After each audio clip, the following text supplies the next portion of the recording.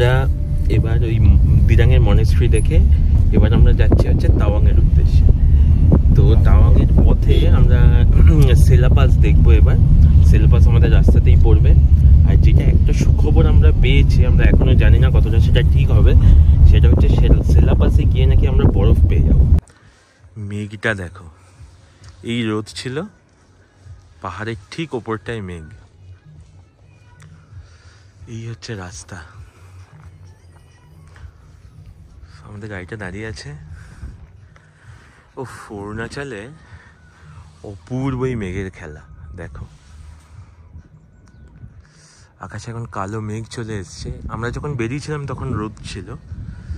ও এই মেঘের খেলা দেখতেই মনে হয় অরুণাচল। কি সুন্দর ঠান্ডা হাওয়া দিচ্ছে।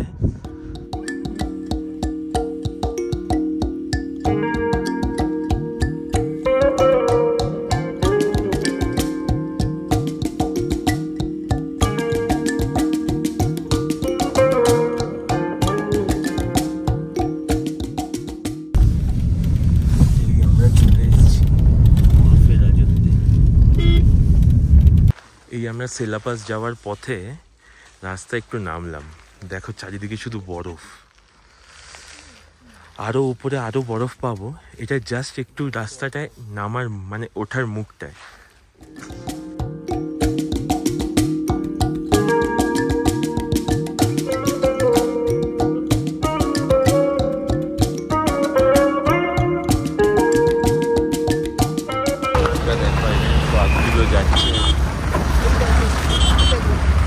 এই পাশে বরফ দেখো, সুভাষিস দা বসে আছে এখানে বাড়ির মধ্যে জুই। হ্যাঁ, এখানে একটু এখন একটু সাফোকেশন হচ্ছে না, আস্তে আস্তে হাইটে একটু লাগছে। এই আমরা এখন সেলা পাসে ঢুকছি, দেখো ওয়েলকাম টু সেলা। এই হচ্ছে সেলা পাসের গেট। পাহাড়টা দেখো, পাহাড়ের ভিউটা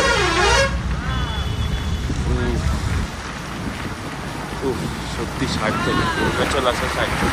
আর রোদ উঠে গেছে দেখো। ও বাপ রে বাপ, শুধু রাস্তাটা দেখো আর পাশ সাদাই সাদা দেখো পাশটা। ও ও ও আর কিচ্ছু চাই না। বাদিকটা পাগলের মতো, বাদিক ডান দিক, ও আর কিচ্ছু চাই না। ওরে সাবাস, এখানে নামি, চলো নামি। আর রোদটা উঠেছে, চলো। ও দেখো চারিদিকটা সাদায় সাদা। হ্যাঁ, এইটা হচ্ছে নিচে হচ্ছে লেক। আর এত লুজ বরফ, লেকটা দেখো। কিন্তু ঠান্ডা অতটা লাগছে না এখন, দেখো শুধু সাদা। এইটা হচ্ছে লেক। লেকটা দেখো পুরো জমে গেছে বরফে। কি ভিউ। এটা হচ্ছে অ্যাকচুয়ালি 4100 মিটার উচ্চতায় আমরা এখন আছি। এর থেকে আমরা যাব হচ্ছে তাওয়াং। এই আমরা সবাই এখানে এখন দাঁড়িয়ে আছি। সুভাষিস দা, একটু বলো কেমন লাগছে তোমার? ও চারিদিকটা শুধু দেখো একবার বরফটা।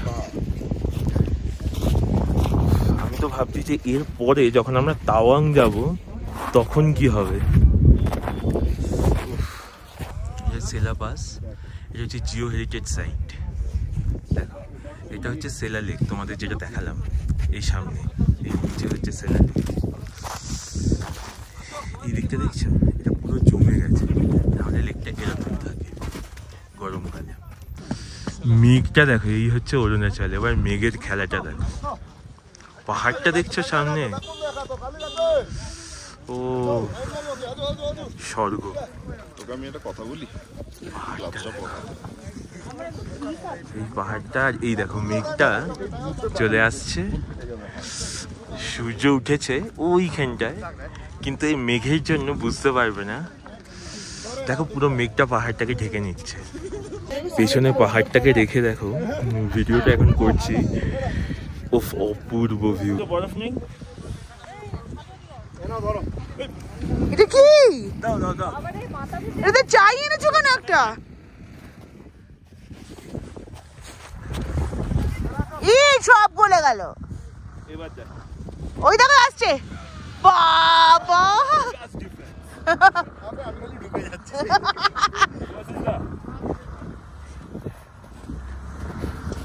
ও জিয়া, না এটা বানাও দেখি, বল। আমার ভিডিওতে কি উঠছে? হ্যাঁ দেখেছো? কেমন দেখো,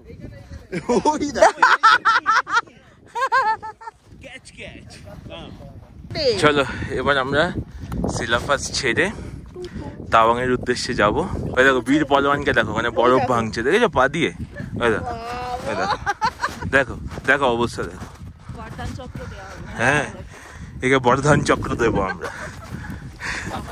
উড়ে সেই আস্তে আস্তে, সাবধানে।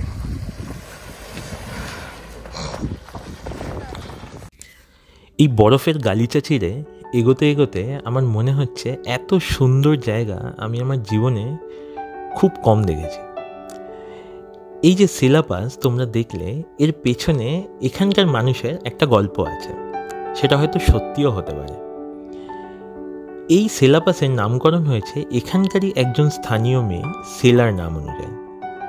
সেলা আর নুরা, এরা দুজন ছিল এখানকারই স্থানীয় মেয়ে, যারা আমাদের ইন্ডিয়ান আর্মিকে হেল্প করেছিল যখন 1962 সালে চাইনিজ আর্মি যখন আমাদের দেশে ঢুকে পড়ে। আমাদের ইন্ডিয়ান সৈন্যদের তারা খাদ্য এবং অ্যামুনিশন এই দুটো দিয়ে তারা হেল্প করেছিল।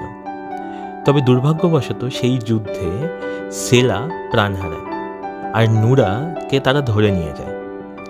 সেই সেলার নাম অনুযায়ী এই সিলাপাসের নামকরণ।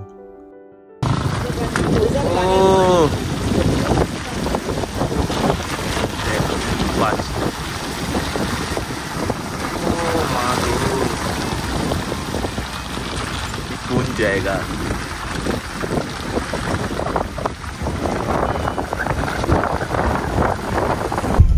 রাস্তাটা জাস্ট দেখো, রাস্তা নেই।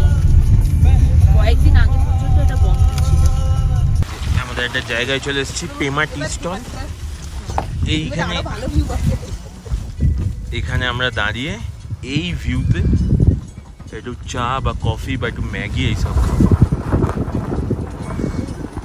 জুয়ের হাতে চলে এসছে ম্যাগি, ম্যাগি আর অমলেট। ও ম্যাগি অমলেট।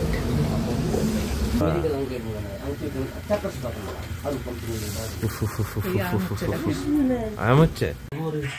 দেখো এই আচার দেখতে পেলাম একটা। এই আচারটা হচ্ছে সেরা নাম, crispy hot chilli chicken flavour, মানে চিকেন ফ্লেভার আচার। অনেক আছে দেখো এখানে। আর এই দোকানটা ছোটোর মধ্যে সবকিছু পাওয়া যায়, মানে যদি কেউ কিছু ভুলে যায়, খাবারের জিনিস থেকে শুরু করে গ্লাভস, মাফলার, টুপি, সমস্ত কিছু আছে।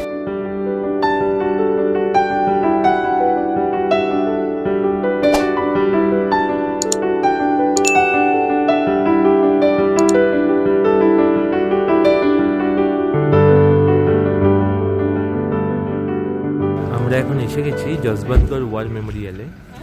এইটা হচ্ছে গেট, এই সামনে আমরা যাব। এই জায়গাটা দেখো পুরো বরফ জমে আছে এই জায়গাটা। এই যে ওয়ার মেমোরিয়ালটা দেখছো, এইটা অ্যাকচুয়ালি হচ্ছে যে চাইনিজ যখন ইনফিল্ট্রেশন হয়েছে 62-তে, সেই টাইমের মেমোরিগুলোকে এখানে ক্যাপচার করা আছে। এবং সেই টাইমে আমাদের যারা সৈনিক, যারা শহীদ হয়েছিলেন, তাদের উদ্দেশ্যে এটা বানানো এই ওয়ার মেমোরিয়ালটা। এই জায়গাটা একটা অদ্ভুত গুরুত্ব আছে আমাদের সবার কাছে, এবং আমি মনে করি আমাদের সবার কাছে সেটা থাকা উচিত। তার কারণ হচ্ছে 1962-তে যখন চাইনিজ আর্মি ইনফিলট্রেট করে ইন্ডিয়াতে, তখন আমাদের ইন্ডিয়ান সোলজার তারা আমাদের ইন্ডিয়াকে বাঁচানোর জন্য অনেক লড়াই করেছিল। চাইনিজ আর্মি আমাদের থেকে অনেক বেশি ওয়েল ইকুইপড ছিল, কিন্তু তাতেও 3 বার তারা অ্যাটাক করেছে চাইনিজ আর্মি।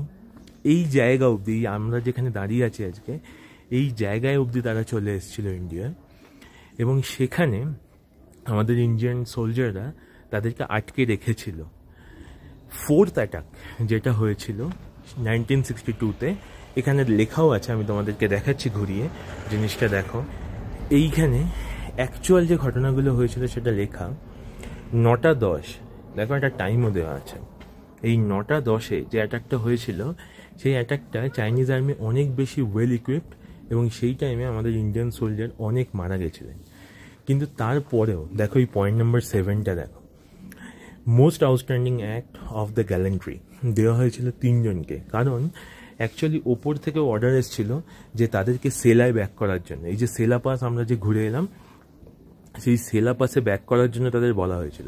কিন্তু যশবন্ত সিং রাওয়াত, লেফটেন্যান্ট ত্রিলোক সিং নেগি আর গোপাল সিং গুসাইন, এই 3 জন তারা তাদের পোস্ট ছাড়েনি, তারা তখনও লড়াই চালিয়ে গেছিল। এটা মানে আমি এক জিনিসটা আমার গায়ে কাঁটা দিচ্ছে। এই হচ্ছে অরুণাচলের এই যশবন্তগড় ওয়ার মেমোরিয়ালের হিস্ট্রি। চলো আমরা একটু ওপরটায় যাই, তোমাদেরকে দেখাই। এটা হচ্ছে সেই স্মৃতিসৌধটা যশবন্ত সিং এর।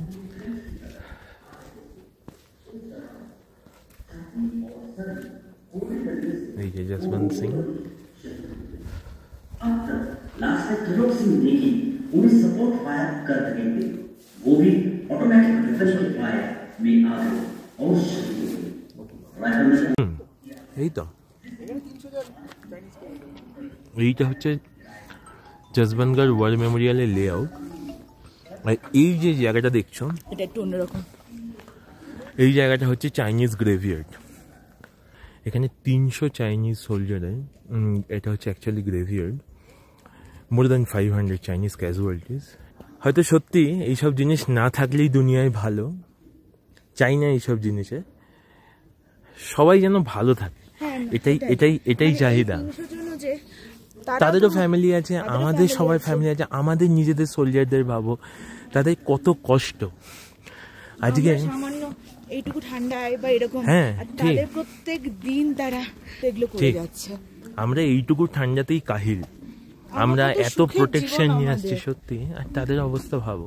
এটা দেখো 1962-এ যে বাংকার ছিল, সেই বাংকারটা হচ্ছে এটা 2 নম্বর বাংকার। দেখো, দেখলে 1962 এর বাংকার নাম্বার 2। তুমি ভাবো বরফটা এখনই ঢেকে গেছে, বরফে তো আরো ঢেকে যায় এর মধ্যে, তখন কি অবস্থা হতো। আর তখন তো এত উন্নত সবকিছু ছিল না। 62 সবে কয়েক বছর আগে আমরা স্বাধীনতা পেয়েছি। সেটাই বলছি যে সেই টাইমে মানে এদেরকে স্যালুট কথাটা বলি, সেটাও খুব ছোট। সত্যি কথা, সেই টাইমে দাঁড়িয়ে তুমি ভাবো আজকে আমাদের ইন্ডিয়ান ইন্টেলিজেন্স যতটা পাওয়ারফুল, সেই টাইমে দাঁড়িয়ে আমরা এতটা পাওয়ারফুল ছিলাম না। যখন চাইনিজ আর্মি ঢুকে গেছে, আমরা জানি না যে তারা ঢুকে গেছে, এবং তারা আমাদের নিরীহ মানে সোলজারদের উপর অ্যাটাক করা শুরু করে দিয়েছে। মানে ভাবো না, তারা তো এই জায়গাটাকে নুরানাং যে রিজিয়নটা, সেটা অকুপাই, এবং তারা এই অবধি আজকে আমরা যেখানে দাঁড়িয়ে আছি দেখছো, এই সেলাপাসের এই জায়গায়, এই যে দেখো আরেকটা বাংকার তোমাদেরকে দেখাচ্ছি। তারা এই দেখো সামনে এই জায়গাটা বাংকারটা, তারা এই জায়গাটা অবধি চলে এসেছিল, বুঝতে পারছো? এখানে দেখো তোমরা বাংকারগুলো দেখতে পাবে বরফের মধ্যে, দেখো এখানে বাংকার, ওখানে বাংকার, ঠিক আমরা ছোটবেলায় যে প্রজেক্ট আইজিআই গেমটা খেলতাম না, ঠিক সেরকম চোখের সামনে আমার ভেসে উঠছে জিনিস, সত্যিকারের জিনিসটা। আমরা সিনেমা যখন দেখি তখনই আমরা তো ইমোশনাল হয়ে যাই, আর এখানে তো মানে সচক্ষে জিনিসটা উপলব্ধি করা মানে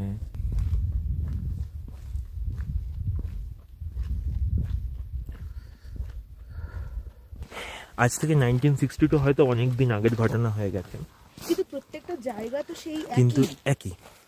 এবং সব থেকে বড় কথা কি, এইখানে দাঁড়িয়ে এখনো সেই আর্মি, সেই বিএসএফ, তারা এখনো তারা পাহারা দিচ্ছে, তারা রয়েছে, তারা সমস্ত কিছু করছে এবং তাদের এবং জীবনযাত্রাটা এই এখনই জায়গাটা শুধু এটা নয় যে সেই টাইমে হয়েছিল, অরুণাচল প্রদেশ সবসময় প্রচণ্ড সেন্সিটিভ জায়গা। এবং তোমরা হয়তো এটাও জানো, এটা এতটাই সেন্সিটিভ জায়গা যে আমরা অ্যাজ এ ইন্ডিয়ান যখন অরুণাচল প্রদেশ ঢুকি তার জন্য আলাদা করে পারমিট থাকে, যেটা আমরা EILP বলি। এটা প্রত্যেকটা ট্যুরিস্টকে করাতে হয়। সেটা সবথেকে বড় কথা যে এই জায়গাটা মানে অনেক সময় কিছু কিছু প্রবলেম হলেই দেখবে আমরা খবরে পড়ি যে বন্ধ করে দেওয়া হয়েছে, ট্যুরিজম এখানে আসতে পারে, কারণ ট্যুরিজম হচ্ছে বন্ধ। অরুণাচল প্রদেশ সত্যি প্রচণ্ড সেন্সিটিভ, তাহলে বুঝতে পারছি এই জায়গাগুলোর কি মাহাত্ম্য। আমরা অনেক বর্ডার এরিয়াতে গেছি, সিকিম টিকিমেও, কিন্তু বিশ্বাস করবে না এত আর্মি বেস ক্যাম্প বা এত আর্মি, আমি তো কাশ্মীর যাইনি, এত আর্মি বেস ক্যাম্প বা এত আর্মি আমি এই প্রথম অরুণাচলে দেখলাম। ঠিক, চলো আমরা একটু নিচের দিকে যাই। তোমাদেরকে তো আমরা বললামও, তোমরা কিন্তু দেখো। এই জন্য একটা প্লাস পয়েন্ট, প্রকৃতিটা অসাধারণ, প্রকৃতি উপচে সৌন্দর্য ঢেলে দিয়েছে। সত্যি এই পাহাড়ের মধ্যে দাঁড়িয়ে কত যে এরকম রহস্য আর কত যে এরকম হিস্ট্রি লুকিয়ে আছে সেটা আর বলার নেই। আমরা এখন দেখো এসছি হচ্ছে জং ওয়াটারফলস। এই দেখো, এটা হচ্ছে আমরা সেলাপাস থেকে নামা শুরু করেছিলাম, তারপর হচ্ছে আমরা জসবন্তগড় মেমোরিয়াল দেখলাম, তারপরে তাওয়াং যাওয়ার রাস্তাতেই এটা পড়ে, জং বলে একটা জায়গা আছে, সেটারই পাশে হচ্ছে এই ওয়াটারফলসটা। এটার একটা টিকিটের ব্যবস্থা আছে, তো টিকিটটা হচ্ছে 40 রুপিস করে। তো টোটাল আমাদের 5 জন আছে, তো আমাদের 200 টাকা দিয়ে আমরা যাচ্ছি ওয়াটারফলসটা দেখতে। এখন যদিও দেখে মনে হচ্ছে ওয়াটারফলসটা একটু সরু, কিন্তু সামনে গেলে মনে হবে বেশ ভালো। তবে এখানে কিন্তু অনেকটা নামার আছে জায়গা, এ দেখো এখানে চুরি করা, অনেকটা নামতে হবে। তো আমরা কিছুটা নামি, নেমে তারপর তোমাদেরকে দেখাচ্ছি। চলো, এই দেখো ওই সামনে হচ্ছে জং ওয়াটারফলস। আমরা সামনে থেকে যতটা ভাবছিলাম, এখন তুমি দেখো জলের ধারাটা অনেক। চলো একটু সামনে অবধি যাই। অপূর্ব সুন্দর, সামনে একটা চমড়ি গাড়িও রয়েছে, ইয়াক। আর ওয়াটারফলসটা কিন্তু বেশ ভালো, বেশ ভালো আর বেশ বড় ওয়াটারফলস। তো ঝর্ণাটা দেখতে অপূর্ব লাগে। এইটা হচ্ছে বিরাং রিভার, যেটা আমরা দেখেছিলাম, সেই নদীটার সঙ্গে গিয়ে মিশছে। পাহাড়ের ঝর্ণা অনবদ্য।